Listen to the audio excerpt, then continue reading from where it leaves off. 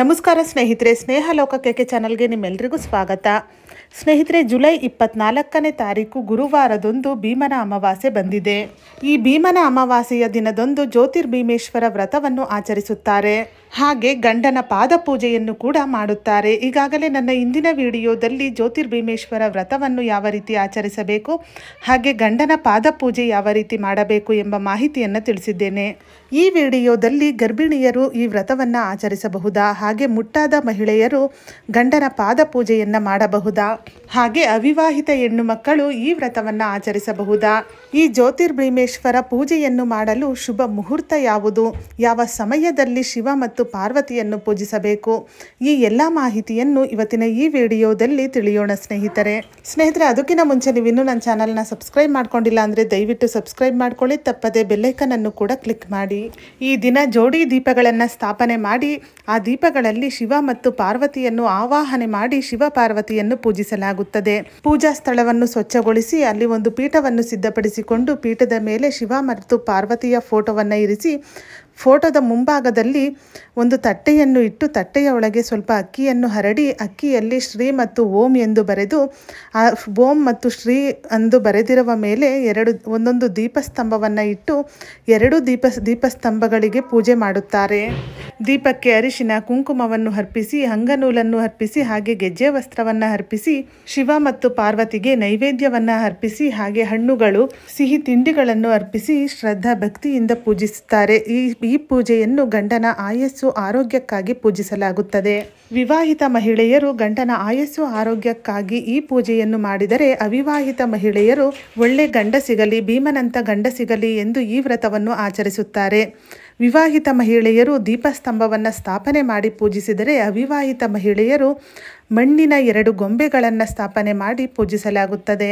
ಈ ಬಾರಿ ಜುಲೈ 24ನೇ ತಾರೀಕು ಗುರುವಾರದಂದು ಈ ಜ್ಯೋತಿರ್ಭೀಮೇಶ್ವರ ವ್ರತವನ್ನು ಆಚರಿಸಲಾಗುತ್ತದೆ. ಹಾಗೆ ಅಮಾವಾಸ್ಯೆ ತಿಥಿ ಪ್ರಾರಂಭ ಮತ್ತು ಅಂತ್ಯವನ್ನು ನೋಡುವುದಾದರೆ, ಅಮಾವಾಸ್ಯೆ ತಿಥಿ ಪ್ರಾರಂಭವಾಗುವುದು ಜುಲೈ 24ನೇ ತಾರೀಕು ಗುರುವಾರ ಬೆಳಗಿನ ಜಾವ 2:28 ಪ್ರಾರಂಭವಾಗಿ ಅಮಾವಾಸ್ಯೆ ತಿಥಿ ಅಂತ್ಯವಾಗುವುದು ಜುಲೈ 25ನೇ ತಾರೀಕು ಶುಕ್ರವಾರ ಬೆಳಗಿನ ಜಾವ 12:40 ಪೂರ್ಣ ಪ್ರಮಾಣದ ಅಮಾವಾಸ್ಯೆ ತಿಥಿ ಇರುವುದು ಜುಲೈ 24ನೇ ತಾರೀಕು ಗುರುವಾರ. ಆದ್ದರಿಂದ ಈ ಭೀಮನ ಅಮಾವಾಸ್ಯೆಯನ್ನು ಜುಲೈ 24ನೇ ತಾರೀಕು ಗುರುವಾರದಂದು ಆಚರಿಸುತ್ತಾರೆ.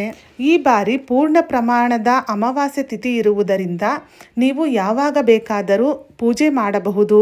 ಅದರಲ್ಲೂ ಶುಭ ಮುಹೂರ್ತವನ್ನು ನೋಡುವುದಾದರೆ, ಈ ದಿನದಂದು ಪೂಜೆಗೆ ಶುಭ ಮುಹೂರ್ತವು ಬೆಳಿಗ್ಗೆ 8:30 11:30 ಇರುತ್ತದೆ. ಈ ಸಮಯದಲ್ಲಿ ಭೀಮನ ಅಮಾವಾಸ್ಯೆಯ ಪೂಜೆಯನ್ನು ನೆರವೇರಿಸಬಹುದು.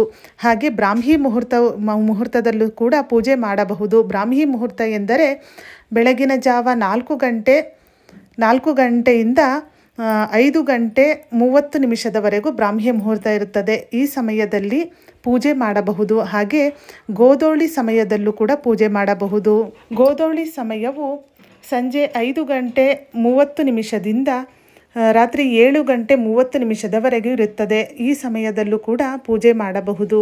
ಹಾಗೆ ಈ ಪೂಜೆಯನ್ನು ಗರ್ಭಿಣಿಯರು ಮಾಡಬಹುದಾ ಇಲ್ಲವಾ ಎನ್ನುವುದಾದರೆ, ಗರ್ಭಿಣಿಯರು 6 ತಿಂಗಳ ಒಳಪಟ್ಟವರು ಈ ಪೂಜೆಯನ್ನು ಮಾಡಬಹುದು. 6 ತಿಂಗಳ ಮೇಲ್ಪಟ್ಟವರು ಈ ಪೂಜೆ ಮಾಡಬಾರದು. ತುಂಬು ಗರ್ಭಿಣಿಯರು ಈ ಪೂಜೆಯನ್ನು ಮಾಡಬಾರದು. ಅಂಥವರು ವ್ರತವನ್ನು ಕೈಗೊಳ್ಳದೆ ಸರಳವಾಗಿ ಶಿವ ಪಾರ್ವತಿಯ ಫೋಟೋವನ್ನು ಇರಿಸಿ ಸರಳವಾಗಿ ಪೂಜೆ ಮಾಡಿ ಹಾಗೆ ಗಂಡನ ಪೂಜೆಯನ್ನು ನೆರವೇರಿಸಬಹುದು. ಯಾವುದೇ ಕಾರಣಕ್ಕೂ 6 ತಿಂಗಳು 7 ತಿಂಗಳು 8 ತಿಂಗಳು ಈ ರೀತಿ ತುಂಬು ಗರ್ಭಿಣಿಯರು ವ್ರತವನ್ನು ಕೈಗೊಳ್ಳಬೇಡಿ. ಯಾವುದೇ ವ್ರತವಾಗಲಿ ಆ ವ್ರತವನ್ನು ಕಟ್ಟುನಿಟ್ಟಾಗಿ ಪಾಲಿಸಬೇಕು. ಆದ್ದರಿಂದ ಗರ್ಭಿಣಿ ಸ್ತ್ರೀಯರು ವ್ರತವನ್ನು ಆಚರಿಸಿದರೆ ಅವರಲ್ಲಿ ಆರೋಗ್ಯ ಸಮಸ್ಯೆ ಉಂಟಾಗಬಹುದು. ಆದ್ದರಿಂದ ತುಂಬು ಗರ್ಭಿಣಿಯರು ವ್ರತವನ್ನು ಕೈಗೊಳ್ಳಬೇಡಿ. ಹಾಗೆ ಮುಟ್ಟಾದವರು ಈ ವ್ರತವನ್ನು ಮಾಡಬಹುದಾ? ಖಂಡಿತವಾಗಿಯೂ ಮುಟ್ಟಾದವರು ಈ ವ್ರತವನ್ನು ಮಾಡಬಾರದು. ಮುಟ್ಟಿನ ಸಮಸ್ಯೆ ನಿಂತ ನಂತರ 5 ದಿನದ ಮೇಲ್ಪಟ್ಟವರು ಮಾತ್ರ ಈ ವ್ರತವನ್ನು ಕೈಗೊಳ್ಳಬೇಕು. ಹಾಗೆ ಮುಟ್ಟಾಗಿರುವವರು ಗಂಡನ ಪಾದ ಪೂಜೆಯನ್ನು ಕೂಡ ಮಾಡಬಾರದು. ಏಕೆಂದರೆ ಮುಟ್ಟಾದವರು ಪೂಜಾ ಸಾಮಗ್ರಿಗಳನ್ನು ಮುಟ್ಟಿಕೊಂಡು ಗಂಡನ ಪಾದ ಪೂಜೆ ಮಾಡಬಾರದು. ಅಂಥವರು ನೀವು ಗಂಡನ ಪಾದವನ್ನು ಮುಟ್ಟಿ ನಮಸ್ಕರಿಸಿದರೆ ಸಾಕು.